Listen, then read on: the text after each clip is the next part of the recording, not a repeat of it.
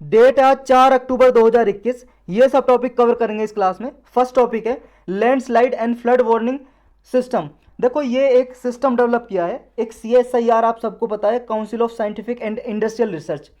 ये इसके जो चेयरमैन होते हैं वो खुद प्रेसिडेंट होते हैं, लेकिन इसके जो पेरेंट इंस्टीट्यूशन है वो ministry of science and technology है। मतलब जब भी बजट में साइंस एंड टेक्नोलॉजी की मिनिस्ट्री के लिए पैसा अलोकेट होता है तो CSIR को भी दिया जाता है रिसर्च और डेवलप करने के लिए।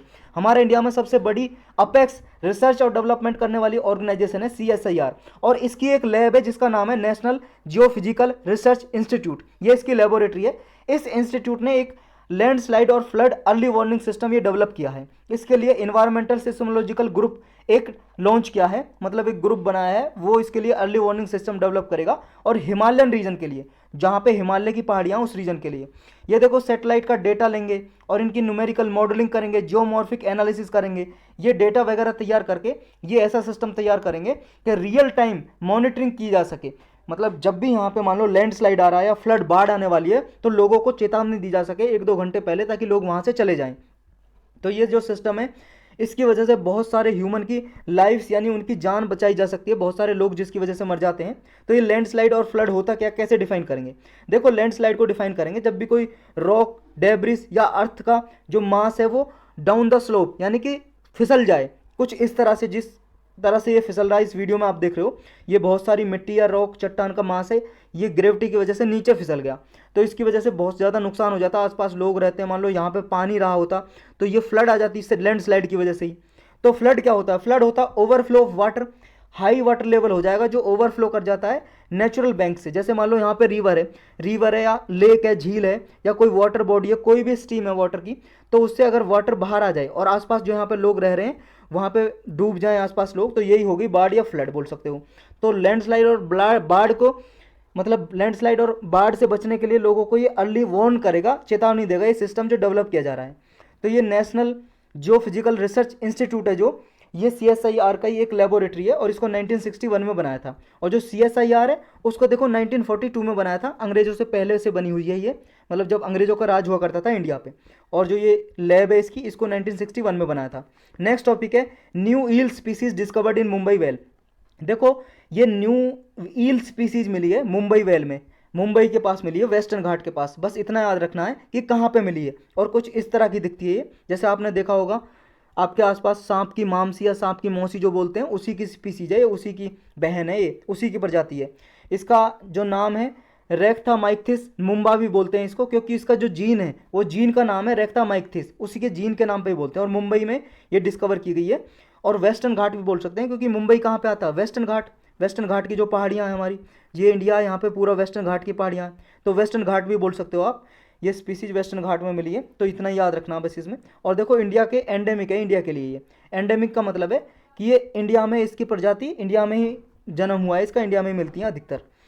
नेक्स्ट टॉपिक है अपना antibodies against Nipah virus detected in bats from Kerala. देखो केरल से चमगादड़ में, बैट का मतलब चमगादड़ में, नीपा वायरस की एंटीबॉडीज मिली हैं चमगादड़ में। क्योंकि देखो ऐसा अनुमान लगाया गया था कि ये जो नीपा वायरस जो डिसीज है, बीमारी है, ये ह्यूमन में जो आई है ये बैट की वजह से आई है, चमगादड़ की वजह से। और ये अभी कंफर्म हो गया, क्योंकि देखो बैट में जब ये बीमारी है नीपा वायरस, तो बैट की जो बॉडी है वो इसे वायरस को मारने के लिए एंटीबॉडी डेवलप करेगी। तो वो एंटीबॉडी देखे गए बैट में, एंटीबॉडी देखे गए बैट में, जिसका नाम है IgG एंटीबॉडीज। ये एंटीबॉडीज देखा गया, डिटेक्ट किया गया। तो ये पुणे का रिसर्च इंस्टीट्यूट है, national institute of virology, Pune में है ये। इसने डिटेक्ट किया, इसने पता लगाया केरल में 2 डिस्ट्रिक्ट में कि नीपा वायरस का कंफर्म हो गया कि ये बैट में है नीपा वायरस, और इसी से आया होगा।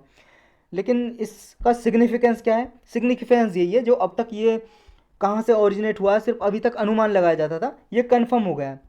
लेकिन अभी भी अथॉरिटी इससे अवगत नहीं हुई है कि ये बैट से ह्यूमन में कैसे आया है, ट्रांसमिट ह्यूमन में कैसे आया है, ये अभी कंफर्म नहीं हुआ है।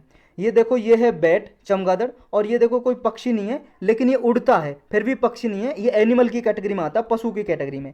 नीपा वायरस की जो आउटब्रेक है, देखो ये 65 से 100% इसमें फर्टिलिटी रेट है। मतलब अगर जितने लोगों को हुआ 65 से लेकर 100% लोग मर जाते हैं, क्योंकि इसकी कोई दवाई नहीं है, ना ही वैक्सीन है।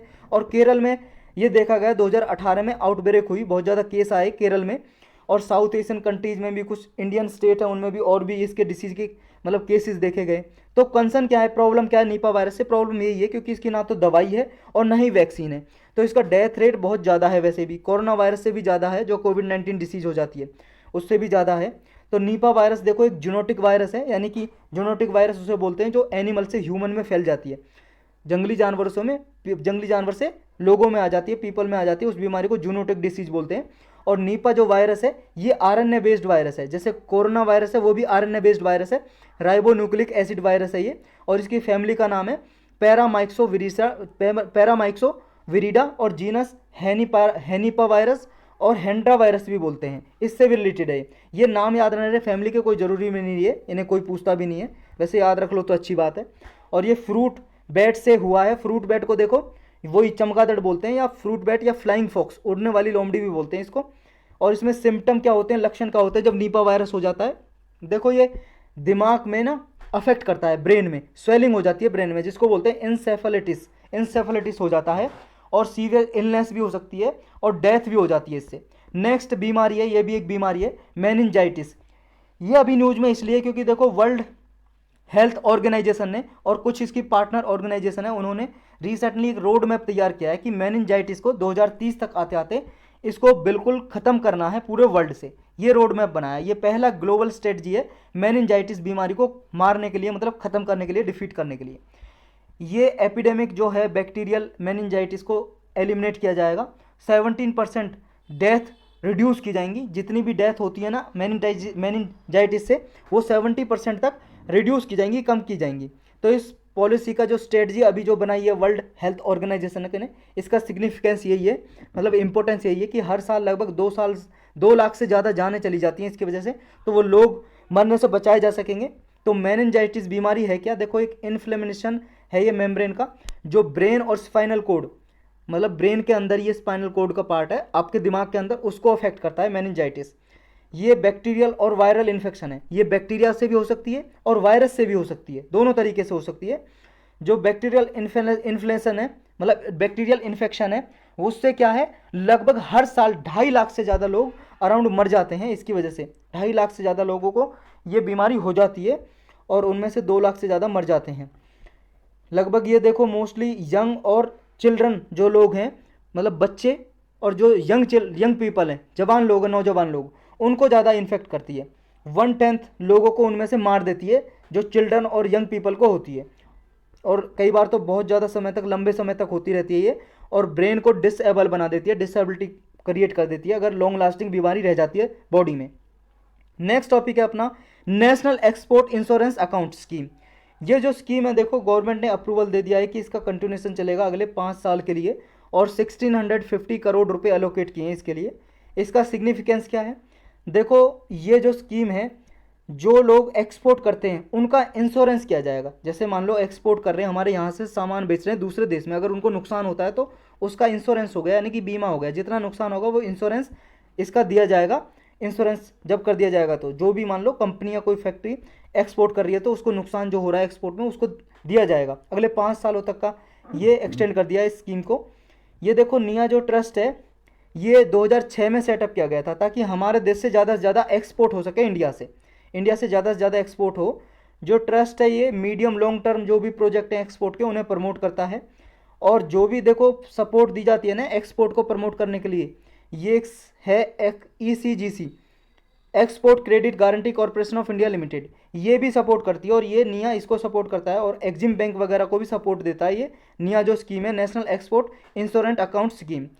देखो ये गवर्नमेंट ऑफ इंडिया ने सेटअप इसलिए की गई है ताकि जो लॉन्ग और मीडियम टर्म जो भी एक्सपोर्ट होते हैं हमारे देश से, उनको और ज़्यादा मतलब प्रमोट करें हमारे यहाँ से, ताकि उनका इंश्योरेंस करके वो जो भी वो नुकसान का डर जिन्हें रहता है और कम एक्सपोर्ट करते हैं मान लो, तो उनको इतना डर ना रहे, क्योंकि उनके जो एक्सपोर्ट करते हैं उनका मतलब इंश्योरेंस रहेगा, बीमा रहेगा, अगर नुकसान होगा तो इस स्कीम के जरिए गवर्नमेंट उन्हें इंश्योरेंस देगी, तो वो आसानी से एक्सपोर्ट कर पाएंगे।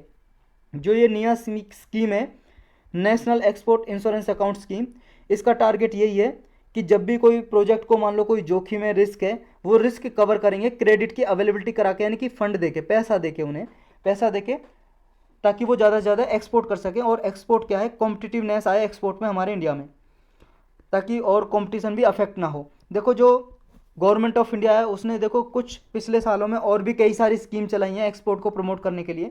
जैसे फॉरेन ट्रेड पॉलिसी है, ये 2015-20 तक थी और लेकिन एक्सटेंड कर दी थी 30 सितंबर 2021 तक कोविड-19 की वजह से।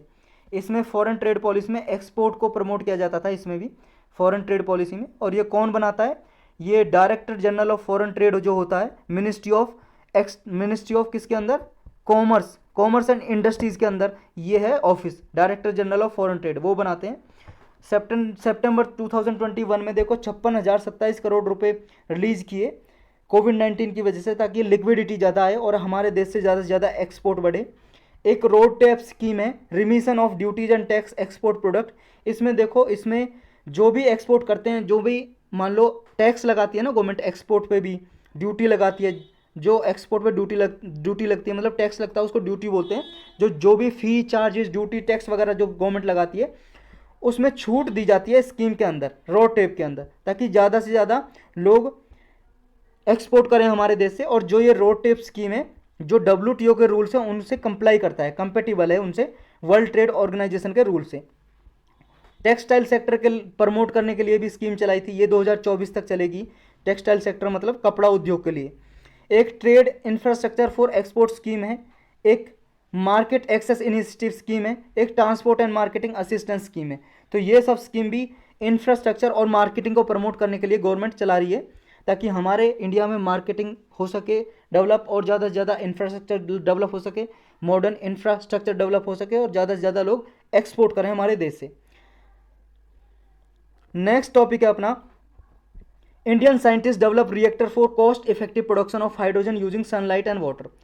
देखो, हाइड्रोजन फ्यूल के लिए ज़्यादा से ज़्यादा प्रमोट करने के लिए नेशनल हाइड्रोजन मिशन गवर्नमेंट ने लॉन्च किया। क्योंकि हाइड्रोजन देखो एक सेफ फ्यूल तो नहीं है, लेकिन क्लीन फ्यूल है। क्लीन फ्यूल का मतलब इससे इमिशन नहीं होता। जब भी ये जलता है तो जो बाई प्रोडक्ट यानी कि अवशेष जो जलता मतलब बचता है, वो बचता है वाटर, पानी, H2O। जैसे आपके वाहनों में, गाड़ी या मोटरसाइकिल या कुछ भी पेट्रोल डीजल डालते हो, तो साइलेंसर से क्या निकलता है? धुआं निकलता है, कार्बन निकलता है, carbon emission, green house gas निकलती है। जब हाइड्रोजन से ये व्हीकल चलाए जाएंगे तो उसका बाई प्रोडक्ट क्या होगा? वाटर होगा। तो कुछ साइंटिस्ट ने हाइड्रोजन को प्रोडक्शन करने के लिए एक नया मेथड ढूंढ लिया है। तो ये मेथड क्या है? ये मेथड देखो हाइड्रोजन प्रोड्यूस करेगा और ये कॉस्ट इफेक्टिव होगा, यानी कि कम लागत आएगी इसे हाइड्रोजन को प्रोड्यूस करने के लिए। देखो, एक अर्थ अबंडेंट केमिकल है, मतलब अर्थ में वो बहुत ज़्यादा पाया जाता है केमिकल, जिसका नाम है कार्बन नाइट्राइड्स। इसको यूज किया जाएगा। तो इसमें देखो ये सपोर्ट करेगा, कौन सपोर्ट करेगा? DST नैनो मिशन है, जो देखो department of science and technology का नैनो मिशन है, उसके जरिए ये नेट DP प्रोजेक्ट है, इसके जरिए प्रमोट किया जाएगा हाइड्रोजन को, ज़्यादा से ज़्यादा प्रोड्यूस किया जाएगा इसके जरिए। तो ये रिएक्टर कैसे काम करेगा? देखो, एक सेमीकंडक्टर होगा, लो कॉस्ट ऑर्गेनिक सेमीकंडक्टर, ये कार्बन नाइट्राइड में होगा इस केमिकल में, और ये प्रिपेयर किया जाएगा यूरिया और मेलामाइन को यूज करके प्रिपेयर किया जाएगा। और सनलाइट के जरिए सनलाइट जैसे ही सेमीकंडक्टर पे फॉल करेगी, देखो जैसे ये सेमीकंडक्टर है, कार्बन नाइट्राइड में ये सेमीकंडक्टर है, इस पे सनलाइट फॉल करेगी तो इलेक्ट्रॉन और होल जनरेट होंगे, इलेक्ट्रॉन और होल जनरेट होंगे। तो ये इलेक्ट्रॉन क्या है? प्रोटॉन को प्रोड्यूस करना, मतलब प्रोटॉन को रिड्यूस कर देंगे और हाइड्रोजन प्रोड्यूस स्टार्ट कर देंगे, हाइड्रोजन प्रोड्यूस करना। और जो होल रहेंगे, खाली जगह रहेगी जो, वहाँ पे केमिकल एजेंट उसकी जगह को ले लेंगे। अगर होल में वो केमिकल एजेंट नहीं आ पाएंगे तो होल में फिर क्या, वो इलेक्ट्रॉन के साथ रिकम्बाइन हो जाएंगे और फिर वो क्या करेंगे? हाइड्रोजन प्रोड्यूस करना स्टार्ट कर देंगे। देखो ये टेक्नोलॉजी क्या है, ये तो इतना ज़रूरी तो है नहीं, आपको हाइड्रोजन फ्यूल के बारे में ज़रूर पता होना चाहिए। हाइड्रोजन फ्यूल क्या है और इसकी क्या सिग्निफिकेंस है। देखो, इससे जब हाइड्रोजन जनरेट होगी तो ये इलेक्ट्रिसिटी जनरेट कर सकते हैं, इससे फ्यूल की तरह यूज कर सकते हैं। तो हाइड्रोजन स्टोव में यूज कर सकते हैं, और छोटे छोटे जो स्मॉल गजेट होते हैं वहाँ पे यूज कर सकते हैं। तो इससे क्या है, ई व्हीकल जो इलेक्ट्रॉनिक व्हीकल हैं इनको और प्रमोट किया जा सकता है, या हाइड्रोजन से चलने वाले जो व्हीकल हैं उनको प्रमोट किया जा सकता है। तो हाइड्रोजन देखो कई तरीके के होते हैं, ग्रीन हाइड्रोजन होता है, ग्रे हाइड्रोजन होता है, ब्लू हाइड्रोजन होता है। और इनको जो प्रोसेस है ना, बनाने का प्रोसेस, हाइड्रोजन को जो एक्सट्रैक्ट किया जाता है, बनाया जाता है, प्रोड्यूस किया जाता है, उस प्रोसेस के आधार पे इन्हें डिवाइड किया जाता है कैटेगरी में कि ग्रीन हाइड्रोजन है या ग्रे हाइड्रोजन है या ब्लू हाइड्रोजन है। तो ये कितने तरह के होते हैं, देखो हाइड्रोजन के रिगार्डिंग एक लेक्चर बना हुआ है जो इकोनॉमी की या साइंस एंड टेक की प्लेलिस्ट में मिल जाएगा, आपको वहाँ से देख सकते हो डिटेल में। ये बहुत ही जरूरी है। देखो इस बार आप एक्सपेक्ट कर सकते हो 99% हाइड्रोजन से रिलेटेड क्वेश्चन आने वाला है 10 तारीख को जब आप पेपर दोगे। वे अहीड में क्या है, देखो वे अहीड में ये है क्योंकि प्राइम मिनिस्टर ने ये नेशनल हाइड्रोजन मिशन ये अनाउंस किया था कि ये लॉन्च किया जाएगा इंडिपेंडेंस डे स्पीच पे, और 2047 तक आते आते हमारा जो इंडिया है वो एक मतलब रिन्यूएबल एनर्जी की तरफ ज़्यादा रहेगा और कार्बन फ्री फ्यूल जनरेट किया जाएगा, और हम क्या है एनर्जी में 2047 तक आते आते सेल्फ रिलायंस आत्मनिर्भर हो सकेंगे। यानी कि जो रिन्यूएबल एनर्जी है वो 2030 तक का टारगेट है हमारा 450 गीगावाट तक क्रिएट किया जाएगा। रिन्यूएबल एनर्जी मतलब नवीनीकरण ऊर्जा, यानी कि जिसको सोलर एनर्जी आता है, इसमें सूरज से जो बिजली बनाते हैं, विंड एनर्जी आता है जो हवा से बिजली बनाते हैं, और भी कई सारी एनर्जी आते हैं जैसे टाइडल एनर्जी, थर्मल एनर्जी, बहुत सारी एनर्जी आती हैं जो क्लीन होती है, जिनसे पॉल्यूशन नहीं होता। तो ये इसमें टारगेट है। नेक्स्ट टॉपिक है गेरियाट्रिशियन वीएस नटराजन गेट्स वयोश्रेष्ठता सम्मान। देखो गेरियाट्रिशियन उसे क्यों बोलते हैं, जो कुछ बुजुर्ग लोगों के लिए कुछ काम करते हैं, यानी कि उनकी चिकित्सक, जो बुजुर्ग लोगों के लिए चिकित्सक होते हैं, उनकी हेल्थ के लिए मतलब हेल्थ सिस्टम के लिए काम करते हैं, यानी कि एक तरह से बोल रहा हूँ फिजिशियन, बुजुर्ग लोगों का फिजिशियन या डॉक्टर, एक तरह से ये बोल लो आप गेरियाट्रिशियन। तो ये हैं वीएस नटराजन, इनको ये अवार्ड मिला है, पुरस्कार मिला है जिसका नाम है वयोश्रेष्ठता सम्मान। ये vice president M Venkaiah Naidu ने प्रेजेंट किया है। ये हैं भाई साहब अपने vice president M Venkaiah Naidu, और ये हैं नटराजन, इनको मिला है।